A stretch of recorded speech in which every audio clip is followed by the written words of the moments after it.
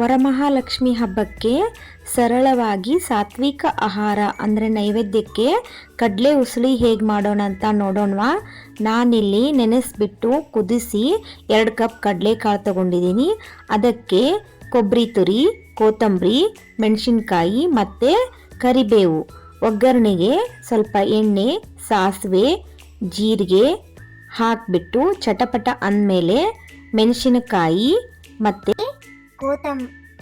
ಕರಿಬೇವು ಹಾಕಿ ಒಂದು ಸ್ವಲ್ಪ ನೀವು ಕೈಯಾಡಿಸಿ. ಅದಾದಮೇಲೆ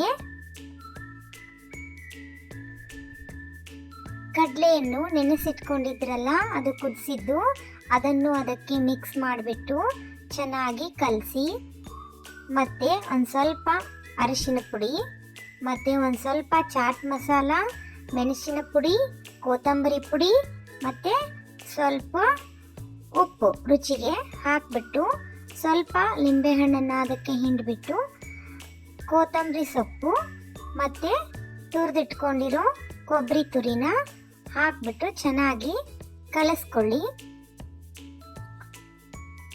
ಕಲಿಸ್ಕೊಂಡ್ಬಿಟ್ರೆ ವರಮಹಾಲಕ್ಷ್ಮಿ ಹಬ್ಬಕ್ಕೆ ಸರಳವಾಗಿ ಸಾಂಪ್ರದಾಯಿಕವಾಗಿ ಪ್ರಸಾದ ರೆಡಿಯಾಗುತ್ತೆ.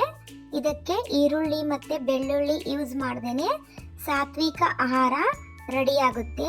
ವರಮಹಾಲಕ್ಷ್ಮಿ ಹಬ್ಬಕ್ಕೆ ನೈವೇದ್ಯ ಅಂದರೆ ಈರುಳ್ಳಿ ಬೆಳ್ಳುಳ್ಳಿ ಇಲ್ಲದೇ ಯೂಸ್ ಮಾಡಬೇಕು. ಅದಕ್ಕೋಸ್ಕರ ಈ ಸಾರಿ ನೀವು ಈ ಕಡಲೆ ಉಸುಳಿನ ಒಂದು ಸಾರಿ ಟ್ರೈ ಮಾಡಿ, ಮತ್ತು ನಮ್ಮ ಚಾನಲ್ನ ಸಬ್ಸ್ಕ್ರೈಬ್ ಮಾಡಿ. Thank you.